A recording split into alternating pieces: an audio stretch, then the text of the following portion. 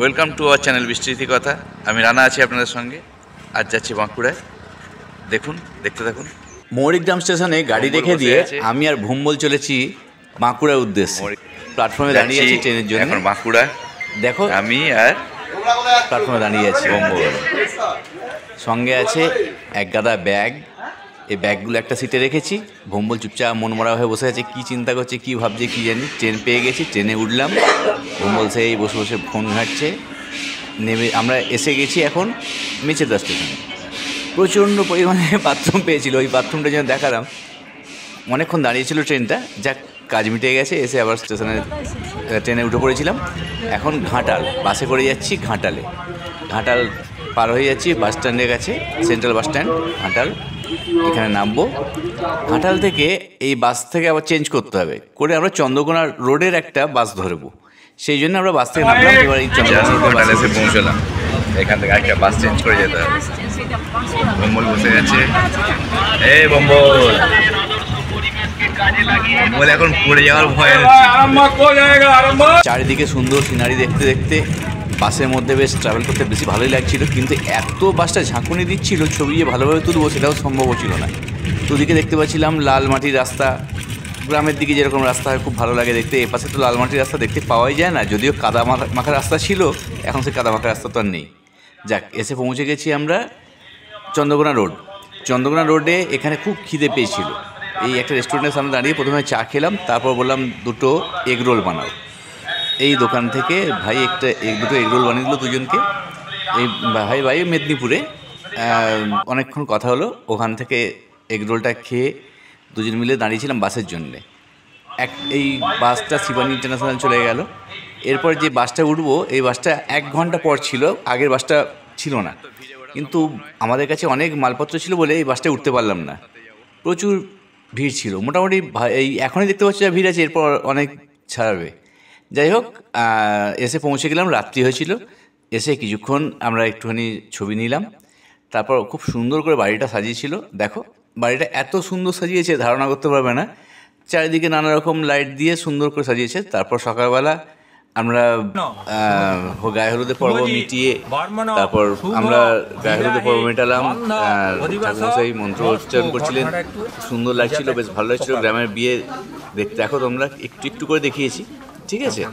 তো এখান থেকে নাচ টাচ করে সবাই মিলে পুজো দিতে গেল। একটা গ্রামের পাশে একটা গাছের তলায় অনেক ঠাকুর আছে, সে ঠাকুরের পুজো দিয়ে টিয়ে এখান থেকে আমরা আবার যাব চান করাতে। দেখো সবাই কি সুন্দর নাচানাচি করছে, খুব সুন্দর লেগেছিল নাচানাচি জায়গাটা। আর এখানে দেখো, ওই যে একটু আগে দেখালাম একটা খাল দেখালাম, ওই খালটা পুরো নিচে কোনো কাদা নেই, সুন্দর করে বাঁধানো, খুব ভালো লেগেছে। যাই হোক, সবাই মিলে স্নান করে আসার পর বিয়েবাড়ি ফটোগ্রাফি করতে এসেছি চেটিয়াশোল, সুখাডালি চেটিয়াশোল, বাঁকুড়া। সবাই মিলে ওখান থেকে স্নান করে আসার পর আমরা এই দেখো চেটিয়াশোলের এই রাস্তাটা দেখালাম। এখান থেকে এবার আমরা আস্তে করে যাচ্ছি জঙ্গলের দিকে। দুদিকে মাটির বাড়ি, মাঝখান দিয়ে জঙ্গল। জঙ্গলে চলেছি, যাচ্ছি। এখন জঙ্গল চালু হয়ে গেছে, দেখতে থাকো। জঙ্গলে যাবো, যাচ্ছি আমরা করি, দেখতে থাকো। আমি আর ভুম্বল মিলে যাচ্ছি জঙ্গলের দিকে। আর কিছুটা গেলেই জঙ্গল, বাড়ি থেকে ধরে নাও কিছুখানি রাস্তা। আমি আর ভুম্বল জঙ্গলের দিকে চলেছি, দেখি জঙ্গলে বাঘ পাওয়া যায় কিনা। পাশে তো গরু ছাগল দেখতে পেয়েছি অনেক, মুরগি আছে, হাঁসটাকে দেখতে পাইনি। এবার দেখি এখন বাঘ ভাল্লুক পাই কিনা, দেখা যাক। কি ভুম্বল, বাঘ ভাল্লুক পাওয়া যাবে? দেখতে হবে। চিতাবাঘ, রয়্যাল বেঙ্গল দরকার নেই, চিতাবাঘ অন্তত দেখি পাই। গাছে উঠে বসে আছে, দেখা যাক কি দেখা যায়। দেখো জঙ্গলটা বেশ ভালো লাগছিল আমার দেখতে। ভেতরে ঢুকছিলাম, যত ঢুকছি তত ভালো লাগছে। এখনও পর্যন্ত ঘন জঙ্গলের কাছে পৌঁছয়নি, এই জঙ্গলটা শুরু হবে। এই একটা গ্রাম আছে, গ্রামে বেশি বাড়ি নেই, 5-7খানা বাড়ির পরেই, ওদের বাড়ির থেকে 5-7খানা বাড়ি পরেই জঙ্গল। জঙ্গলে এসে গেছি, জঙ্গলে বেশ জঙ্গল আর জঙ্গল। সন্ধ্যা হয়ে যাচ্ছিল, আর তারপরে বরকে নিয়ে বেরোতে হবে, সেই সবের একটা চিন্তা ভাবনা রয়েছে। আর জঙ্গলের মাঝখানে যাচ্ছি মিচগ্রাম, মানে পাঁশকুড়াতে অনেকটাই রাস্তা, চারিদিক জঙ্গল। চেটিয়াশোল থেকে পাঁশকুড়া অনেকখানি রাস্তা, অনেকক্ষণ সময় লাগবে। তাই বিকেলই বরে বেরোবে ঠিক করেছিল, কিন্তু সবাই তো বাঙালি মানুষ, সব রেডি হতে সময় লেগেছে, যার জন্য বড় বেরোতেও সময় লেগেছিল। যাক, দেখতে থাকো জঙ্গলটা। দেখো জঙ্গলে পৌঁছে গেছি, চারিদিকে জঙ্গল আর জঙ্গল। জঙ্গলের মাঝখান দিয়ে গেলাম, দেখতে পাচ্ছ? ভম্বল কোথায় গেল, হারিয়ে গেল কি জানি। ও ভম্বল, ভম্বলকে খুঁজে পাচ্ছি না, ভম্বলকে খুঁজে পাচ্ছি না, কোথায় গেল ভম্বল কি জানি। ও ভম্বল, জঙ্গলের মাঝে হারিয়ে গেছে ভম্বল।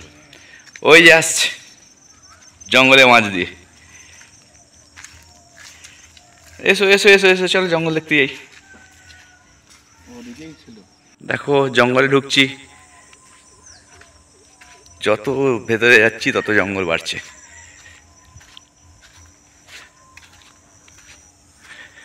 তোমাদের জন্য একটু জঙ্গলটা তুলে দেখাচ্ছি।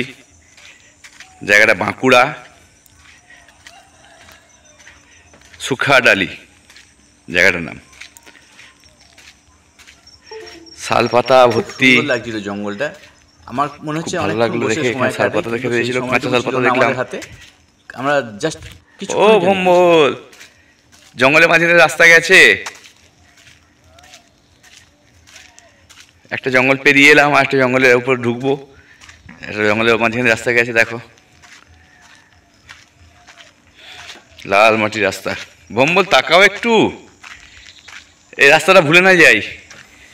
কোথা দিয়ে ঢুকলাম? ভম্বল তো এগিয়েই চলেছে সামনের দিকে, পেছন ফিরে তাকানোর নাম নেই, এগিয়ে যাচ্ছি। কোথায় চলেছো? চলো এখানে ঢুকি, একটু ঢুকি, চলো এই জঙ্গলের ভেতরে ঢুকি। এই তো সিআইডির মতো ঢুকে যাই একটু, দেখো দেখা যাক না, খুব ভালো লাগবে জঙ্গলটা।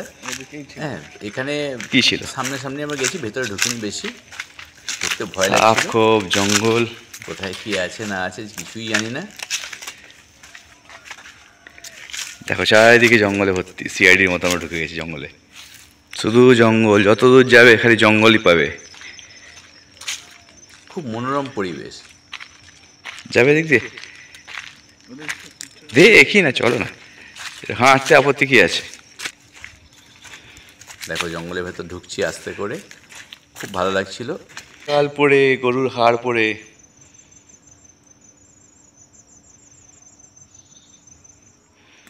গরুর হাড় না অন্য কিছু হাড়,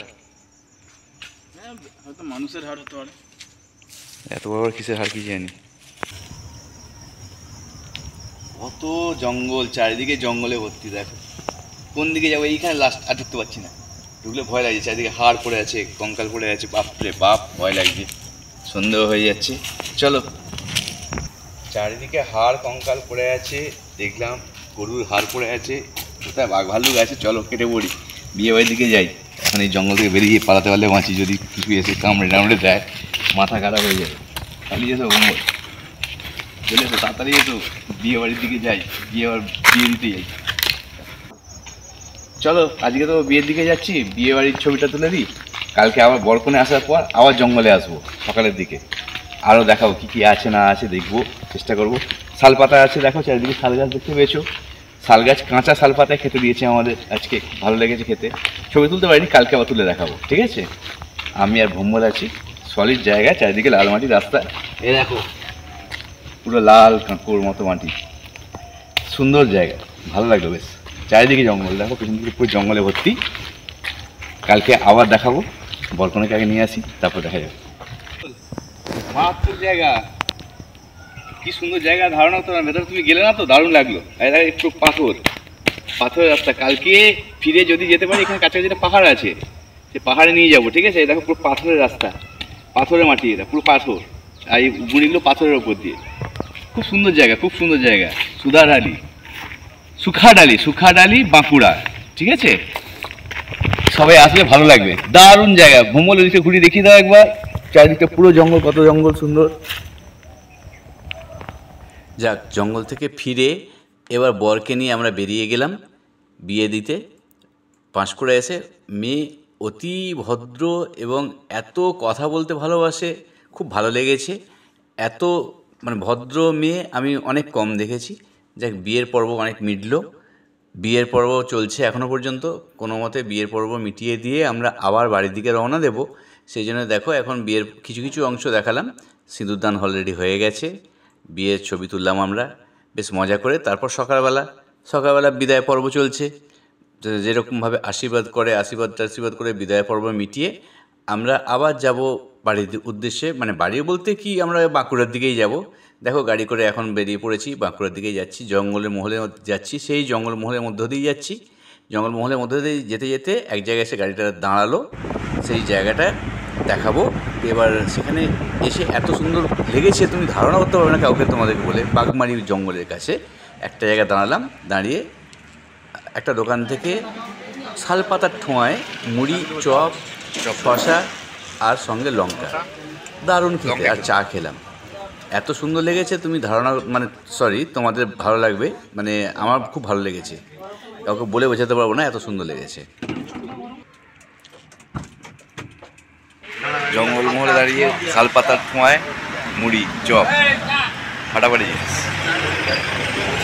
জঙ্গলমহলে দাঁড়িয়ে মুড়ি, শালপাতার ঠোঁয়ায় চপ খাওয়ার মজাই আলাদা। চারিদিকে জঙ্গল, জঙ্গলমহলে দাঁড়িয়ে আছি, শালপাতার ঠোঁয়াতে মুড়ি, চপ আর চা। মুড়ি আর চপ খেয়ে আবার আমরা যাচ্ছি বরকে নিয়ে ওদের বাড়িতে নামিয়ে দিতে। তারপর বাড়ি থেকে ওখান থেকে ফিরে পড়বো। রাস্তায় দেখো জঙ্গলের মাঝখান দিয়ে যাচ্ছি, চারিদিকে ছাগল নিয়ে সবাই যাচ্ছিল, দেখতে বেশ ভালো লাগছে রাস্তার মাঝখানে। আর এই যে দেখতে পাচ্ছ, এই যে একটা সাইডে মানে রাস্তার পাশে যে এটা দেখছো খাল মতো, এটা কিন্তু খাল নয়, এটা একটা পুকুর। এই পুকুরটা ওখানে একটা বিখ্যাত পুকুর, 100 বিঘে জমি জুড়ে ওই পুকুরটা রয়েছে। যাক, ওই পুকুরটা পাশ দিয়ে যেতে যেতে এবার দেখো কি সুন্দর দোতলা মাটির বাড়ি, ভালো লাগলো দেখতে দেখতে, যেতে যেতে দেখতে দেখতে গেলাম আমরা। গিয়ে এবার বরকনেকে নামিয়ে দিলাম। বরকনেকে নামাইনি, বরকনেকে আবার জঙ্গলের মাঝখানে নামিয়েছি ছবি তোলার জন্যে। বরকনেও আমাদের সঙ্গে সহযোগিতা করেছে প্রচণ্ড পরিমাণে, যে ওখানে কিছু আমরা ছবি তুললাম। আমি আগেই বলেছিলাম যে প্রি ওয়েডিং করবো, এবার ওদের সম্ভব হচ্ছিল না বলে হয়নি, জাস্ট পোস্ট ওয়েডিং করে দিলাম। করে দিয়ে আবার ওখান থেকে গাড়িতে করে ওদের বাড়িতে নামিয়ে দিলাম, নামিয়ে দিয়ে ফেরার পালা। অবশেষে ফিরছি। তোমরা যে যেখান থেকে পারবে দেখছো, একটা সাবস্ক্রাইব না করে থাকলে সাবস্ক্রাইব করে দিও, আর না হলে আরেকটা লাইক দিও, ঠিক আছে? আজকে আমাদের এই পর্যন্ত, টাটা, অন্যদিন দেখা হবে। এখন ট্রেনে করে ফিরছি, বাই।